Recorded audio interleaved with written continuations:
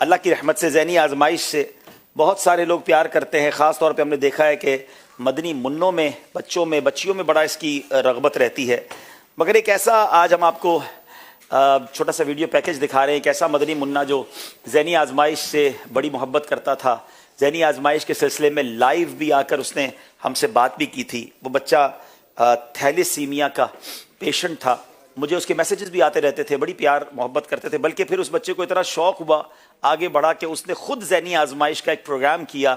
اس کے وہ ہوسٹ بنے اور غالباً 1-2 بار یا 3 بار انہوں نے ذہنی آزمائش کا سیزن کیے. اس بچے کا پچھلے دنوں وصال ہوا اور اللہ پاک اس کی مغفرت فرمائے, اس کے والدین کو صبر دے. بہت پیارا بچہ تھا. تو اس کی کچھ باتیں آپ کو آئیے دکھاتے ہیں.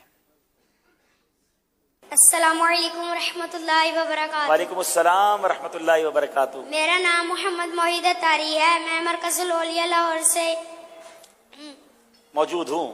جی موجود ہوں. جی میں امیر اہل سنت کا اور دعوت اسلامی کا شکریہ ادا کرتا ہوں کہ انہوں نے بلڈ کیمپ لگایا.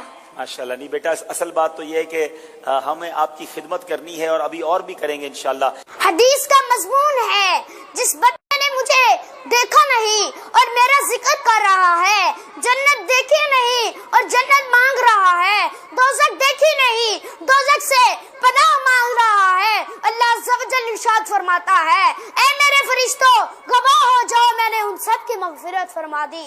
سبحان اللہ. ذہنی آزمائش سیزن 2 اختتام کی طرف جا رہا ہے. اس کا فائنل مقابلہ ٹیم حسنی اور ٹیم حسینی کے درمیان ہوگا.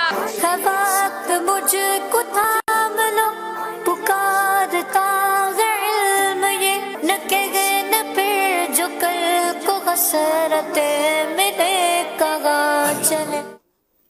اللہ پاک اس بچے کے والدین کو بھی صبر دے اور ان کو صبر پر اجر دے. جانا تو ہم سب نے ہے, مگر یہ بچہ ہمیں پیغام دے گیا کہ جب وہ بچپنے میں چلا گیا تو ہماری بھی باری آنے والی ہے. ہمیں اللہ پاک اپنی موت کی تیاری کرنے کی توفیق عطا فرمائے. یہاں میں ایک اور بات کرنا چاہوں گا. بات تھوڑی سی مشکل ہے, اللہ کرے میں صحیح بات کرنے میں کامیاب ہو جاؤں. یہ تھیلیسیمیا کا جو مرض ہے نا ناظرین, یہ جب کسی بچے کو ہو جاتا ہے پھر نارملی وہ بچہ بہت زیادہ عرصہ دنیا میں رہ نہیں پاتا جو بتایا جاتا ہے. تو یقیناً ماں باپ کے لیے بڑی تکلیف دہ بات ہوتی ہے کہ انہیں پتہ ہے کہ اس نے زیادہ نہیں جینا ہے. میڈیکل یہ کہتی ہے میرا رب چاہے تو سب ممکن ہے, لیکن جو نارملی نظر آتا ہے 17, 18, 19 سال, میکسیمم 20, 21 سال تک, کیونکہ اس کے جسم میں اتنا آئرن جمع ہو جاتا ہے, بتایا جاتا ہے, جو سائنٹیفکلی بتاتے ہیں کہ پھر اس کی زندگی بچنا مشکل ہو جاتی ہے.